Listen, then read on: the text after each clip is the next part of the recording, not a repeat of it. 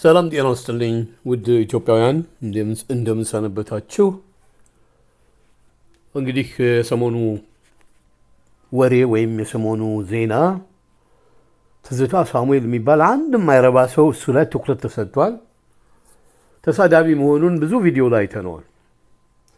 በህግ እንጠይቃለን የሚል በነጋሽ ሚዲያ እንደገና ደግሞ ንቁሃን የሚባል ይሄ አሁን እኔ የምጠቀምበት የቪዲዮ ባክግራውንድ የሚነገረውንና ሁኔታውን እያየሁ ነው።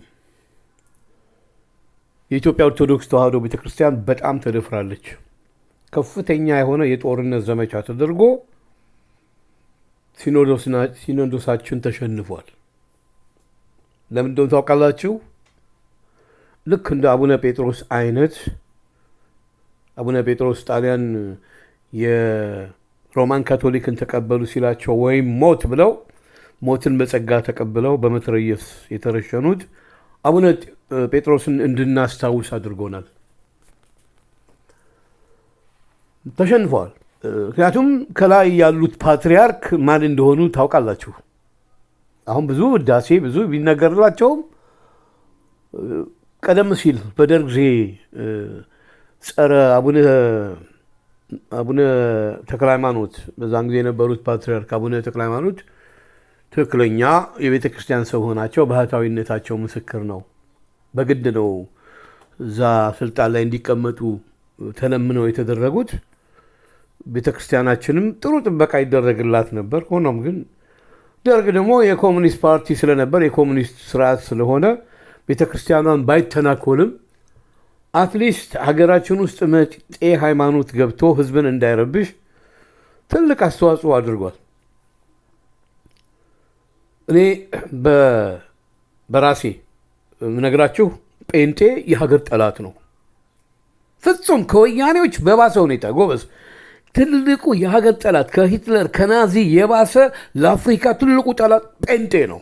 ይሄንን አስረግጬ እናገራለሁ።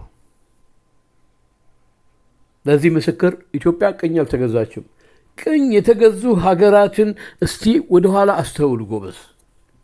በውጭ ወራሪ ኃይል መጀመሪያ የተሰለሉትና ሞራላቸውን፣ ማንነታቸውን፣ ያላቸውን ኮንፊደንስ ሁሉ የገደለው የጴንጢዝም ዶክትሪን ነው። እኔ በደንብ ነው የምናገረው ጎበዝ። እንዴት እንደሚያለቅሱ እንዴት እንደሚንዘፈዘፉ ስለ ሀገር ሁኔታ ብትጠይቀው ሂዶን ኬርባዎት ሂድ ኢየሱስ ጌታ ነው ይላል። የኢየሱስን ጌትነት እኮ ሰይጣን ያውቀዋል። እነሱ መንፈስ ቅዱስ ብለው የሚንዘፈዘፉት መንፈስ እርኩስ መንፈስ የሰይጣናዊ መንፈስ ነው። በዓለም ላይ የሌለ ቋንቋ ቻቻቻ ምናምን ነገር የሚሉትን ራሳቸው ጴንጤው የነበሩ ወደ ፓስተር የነበሩ ወደ ተዋህዶ ክርስትና የተለወጡት ሚስጥሩን ሁሉ ሲነግሯችሁ ሰምታችኋል። የሀገር ጠላት ነው። አስቴር በዳኔ የምትባል ሰውዬ ባለፈው ሰሞን ምን አለች? አንድ ሃይማኖትና አንድ ብሔር የሀገር ባለቤትነትን ይወስዳሉ፣ እኛንን ይላሉ። አስቴር በዳኔ መሆንሽ ማንኛውም በጴንጤ ሃይማኖት ውስጥ ያላችሁ የሀገር ባለቤት የኢትዮጵያ ኦርቶዶክስ ተዋሕዶ ቤተክርስቲያን ናት። ሀገራችንን በሰላይ በጴንጢዝም መጽሐፍ ቅዱስ ለይምሰል ይዘው የመጡ ወታደሮችን አሳፍራ የመለሰች የኢትዮጵያ ኦርቶዶክስ ተዋሕዶ ቤተክርስቲያን ማለት ኢትዮጵያ ናት። ከራሳቸው ከፓስተሮች አንደበት መስማትም ትችላላችሁ። ሀገርን መጥተው ምድርህን መሬትህን ለመውሰድ ሲመጡ ውጉዝ እንደ አርዮስ እንዳትቀበል ውጡልን ከሀገራችን እያሉ እያስወጣቸው ምንም አይነት ፎሬን ወይም ደግሞ እኛ እኮ ክርስትናን የተቀበልነው በሐዋርያት ዘመን ነው። የሐዋርያት ሥራ ምዕራፍ 8 ከቁጥር 26 እስከ 40 ተጽፏል። እኛ ምንም እንደው ወይ ዲያቆን ወይ ካህን ባንሆንም ቤተ ክርስቲያናችንን ዲፌንድ የማድረግ መብትና ነፃነት አለን። ይሄ ቪዲዮ ላይ ሳዊሮስ የሚባል ሰውዬ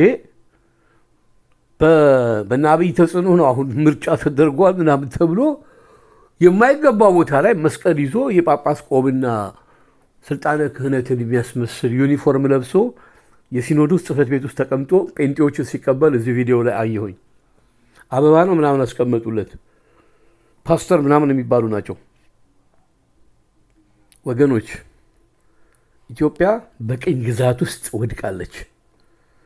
የድሮ አይነት አይደለም። የአሁኑ የእጅ አዙር ቅኝ አገዛዝ ነው። አሁንም የአፍሪካን ማህበረሰብ በዚህ ሃይማኖት ለማልፈስፈስ የውጭው ኃይል እንግዲህ ታውቃላችሁ፣ አንድ የካህን ልጅ አንጠርጥሯቸዋል አሜሪካን ውስጥ ባለፈው ጊዜ መላኩ፣ የቄስ መላኩ ልጅ እና የማይፈልጡት ድንጋይ የለም። መንግስት ከ1983 ዓ ም ወዲህ የለንም የምንላችሁም ለዚህ ነው ወገኖች። ኢትዮጵያ ውስጥ ከ1983 ወዲህ ቃልቻ፣ ጥንቁልና ያልተፈቀደ ነገር የለም። በስመ ዲሞክራሲ ያለባቸው ሀገሮች እንኳን እኔ ያለሁበት ሀገር 22 ዓመት ሊሆን ነው።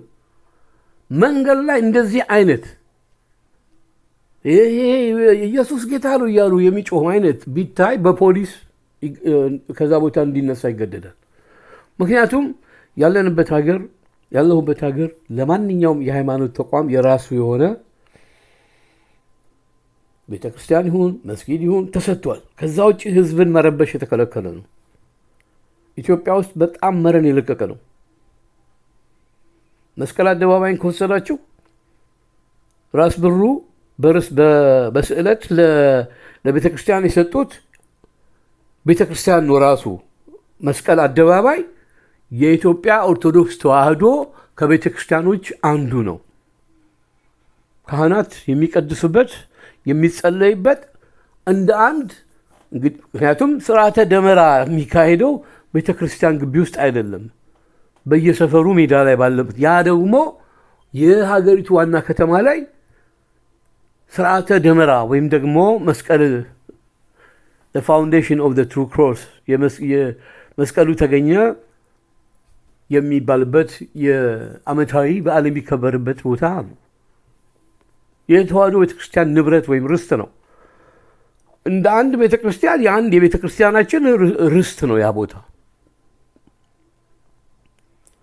ይሄ ሃይማኖት የኢትዮጵያ ጠላት ነው፣ ብታምኑም ባታምኑም። እንግዲህ ተመልከቱ፣ በጴንጤ መከራቸውን ያዩ ከአፍሪካ ሀገራት አንዱ እውነቱን ከተናገሩት ጆሞ ኬንያታ አንዱ ናቸው።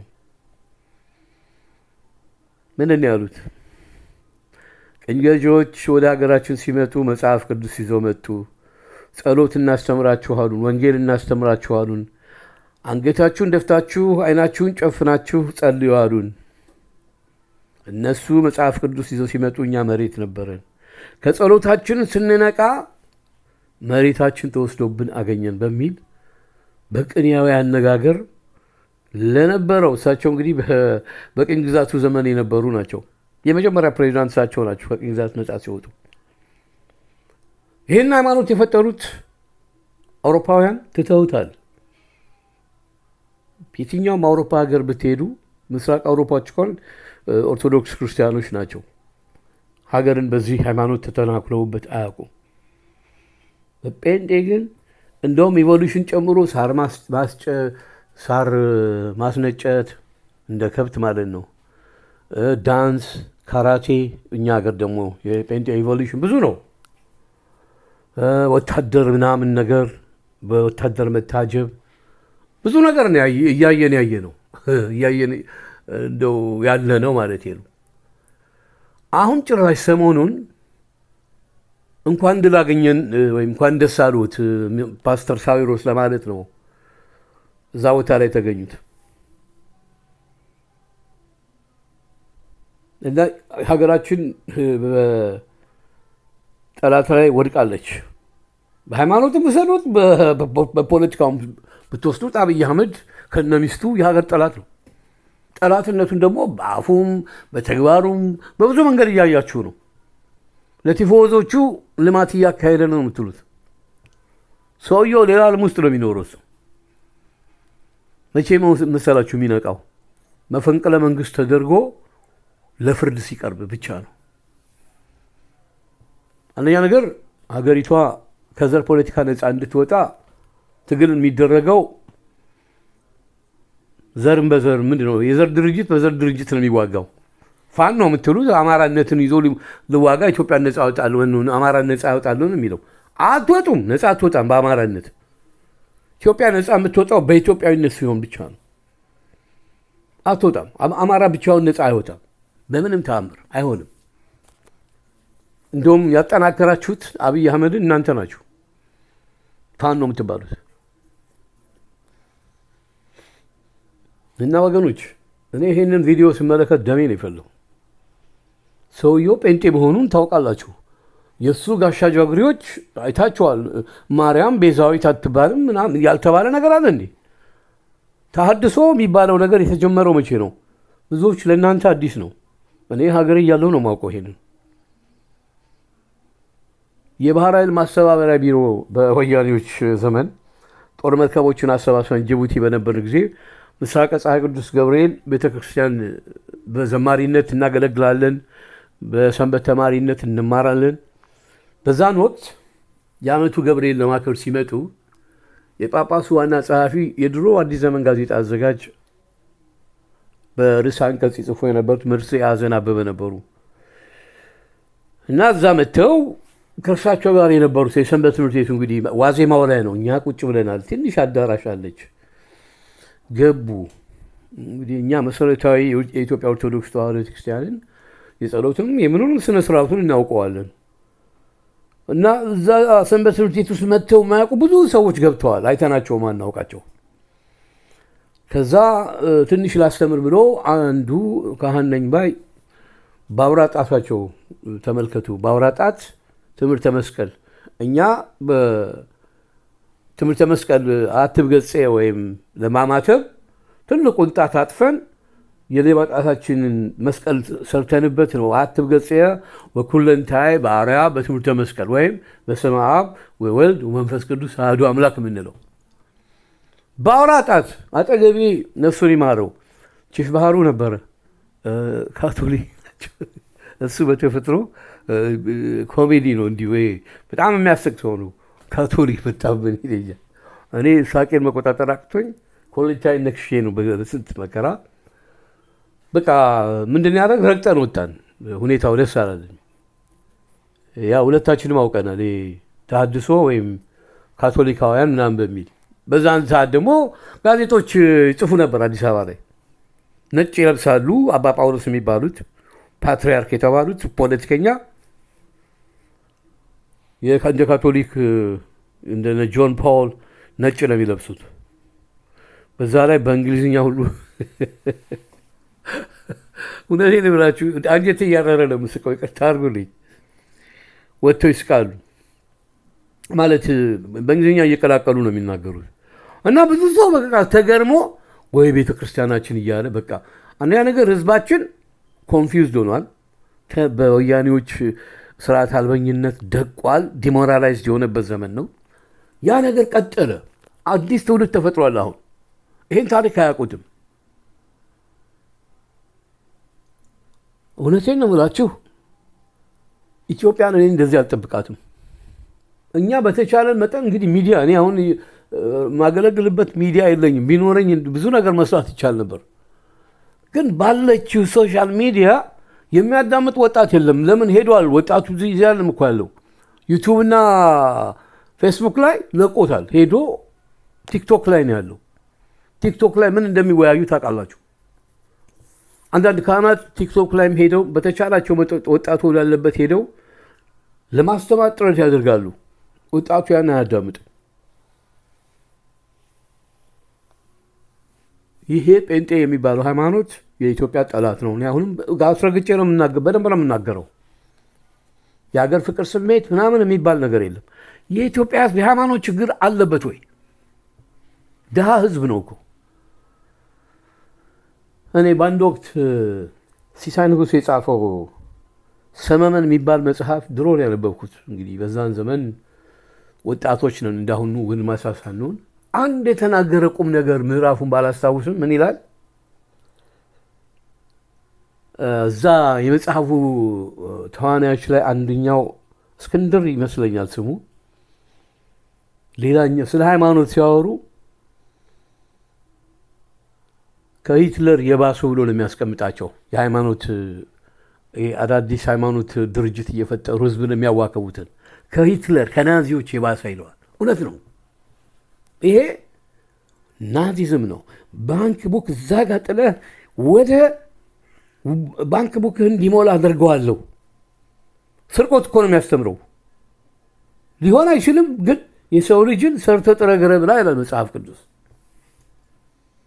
ጴንጤዎች ድሮም አውቃለሁ እንግዲህ እንደውም አባቶቻችን ጸረ ማርያም ነበር የሚሏቸው። ማርያምን በጣም ዝቅ አድርገው ስለሚያየው ጸረ ማርያም መጡ ይባላል። በር ያንኳኩ ነበር። የጆቫ ዊትነስ የሚባልም አለ እንደዚሁ መንገድ ላይ የሚጨቀጭቅ ከኤርትራ ሲባረሩ በአብዛኛው አስታውሳለሁ 1985-86 አዲስ አበባን ሞልተውት ነበር የኤርትራ ጆቫዎች። እዛ ሀገር አስገንጥለው ኢቨን መንገድ ላይ የጠይቃቸው ነበር ኤርትራ ኢትዮጵያ ናት ወይስ አይደለችም ስትላቸው አይደለችም ይለዋል። ጆቫ ዊትነሶች ዶክትሪናቸው የትም ሀገር የሚባል ነገር የለም ነው የነሱ የትም። እነዚህ ግን ኤርትራ ኢትዮጵያ ሆነ አታውቅም ይለዋል። መንገድ ላይ እኮ ምን አባት ልታደርግ መጣ ሁሉ ብያቸዋል። ያኔ ደግሞ ወያኔ የሚንከባከባቸው ነበር ህወሓት። በቃ ህዝብን አዋክቦ ቴንሽኑ ሁሉ ወደዛ ወደ ሃይማኖት እንዲሆን ይህንን ነገር አብይም እየተጠቀመበት ነው። ይህን ኤክስፔሪየንስ ዛትስ ዋይ ተዋህዶ ቤተክርስቲያን ደግሞ የኢትዮጵያ አንድነት እንዲጠበቅ የምትናገር የምታስተምር ነች። ወንጌሉ ላይ አባቶች ያኖሩትን ድንበር አታፍልስ ብላ የምታስተምር ነች። በመጽሐፍ ለምሳሌ ላይ የተጻፈውን ያ አይፈለግም። አሁን አንድነት አይፈለግም። ያሳደጋቸው ህወሓት ነው እና ይሄ የሰሞኑ እኔ እንግዲህ ያለሁት ውጭ ሀገር ነው፣ ግን ይህ ሃይማኖት የጴንጤ ድርጅት የኢትዮጵያ ጠላት መሆኑን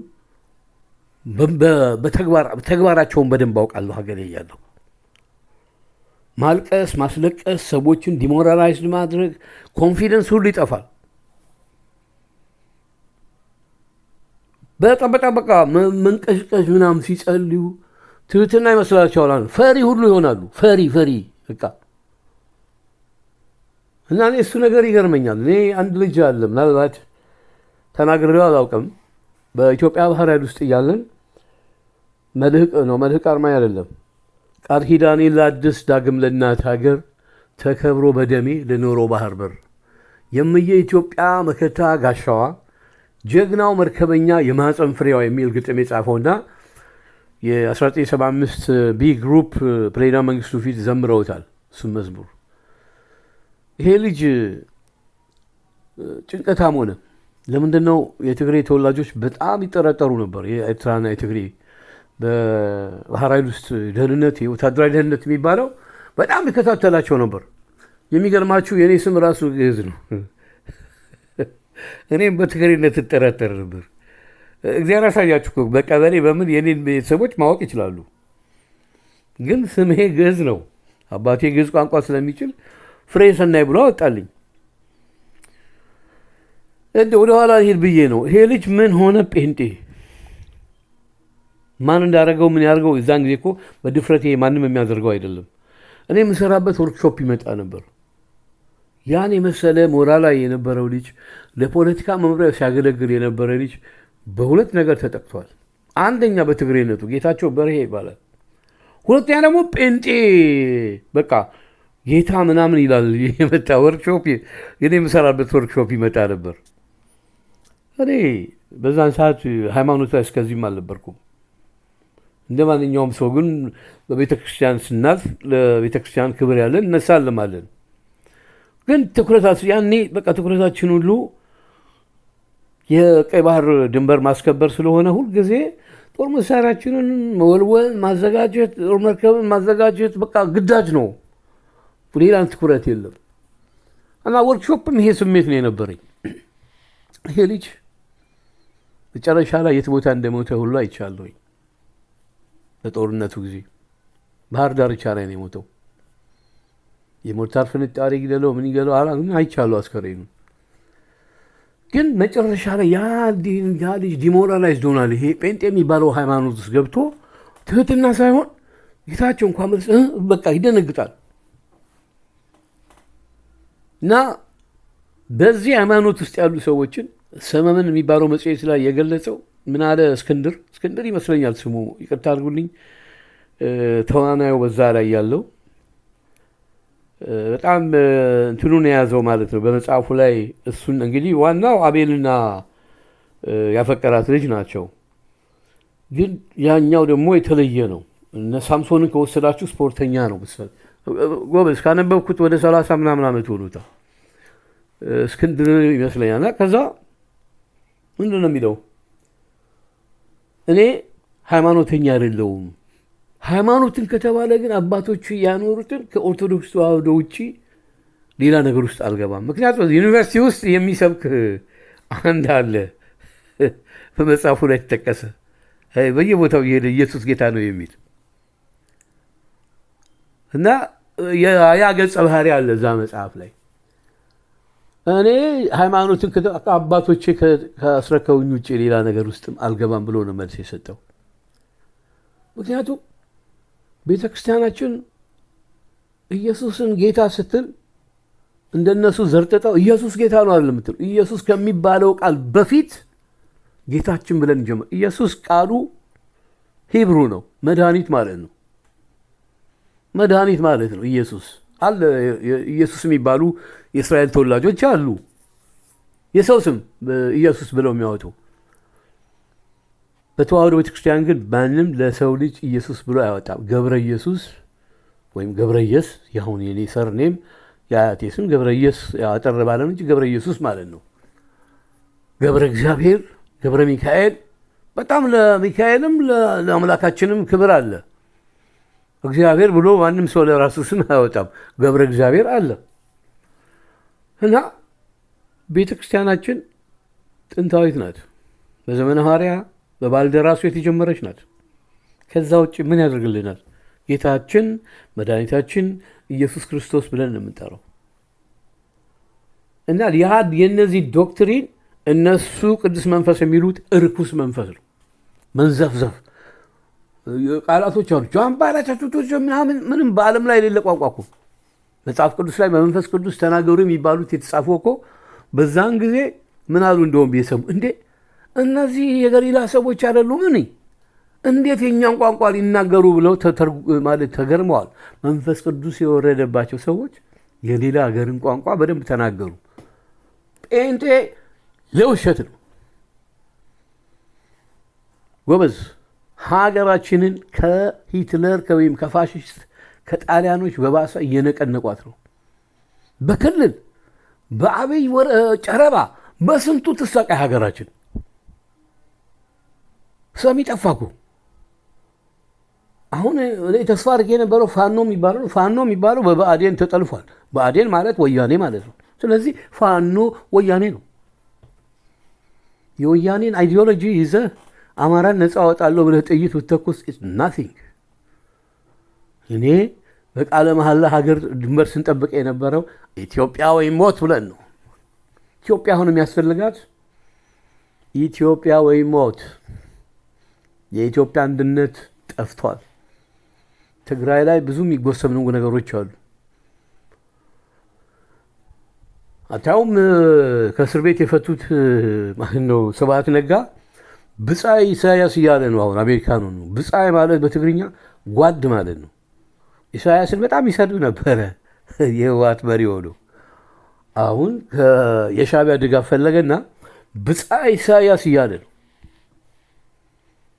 የፖለቲካ ሸርሙጥና የነዚህ እኮ የዘር ፖለቲካ ሸርሙጥና ነው እንጂ ፖለቲክስ እኮ ኤቭሪ ሰከንድ ቢለዋወጥም ለሰፊው ህዝብ ማንኛውም ሀገር ለሰፊው ህዝብ የሚሟገቱበት ነው። ፖለቲከኛ ከተባለ ሁልጊዜ የሚቆመው ለህዝብ ደህንነት ነው። እነዚህ ግን ለህዝብ ለራሳቸው ለሆዳቸው ደህንነት ነው። ጴንጤም እንደዛው ነው።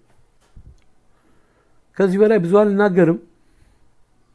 የራሳቸው ጉዳይ ነው። መስማት ሰምተህ ኃላፊነት ውሰድ። ወጣት ሀገር የምታደን አንተ ነህ። በዚህ ሃይማኖት ጥላ ስር ገብታችሁ ለሀገራችሁ ጠላት የሆናችሁ ሁሉ ነቃ በሉ። እነ ፓስተር ቸሬ የተዋህዶ ቤተክርስቲያንን ሲያደንቁ ሰማሉ።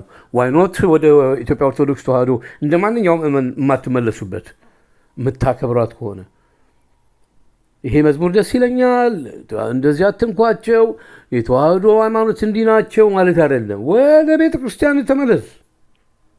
ቸሬ ፓስተር የሚለው እንኳን ዳስተር በለው፣ ምንም ዋጋ የለው። ስላዳመጣችሁ አመሰግናለሁ ወገኖች። ጤና ይስጥልኝ። እግዚአብሔር ጤና ይስጣችሁ።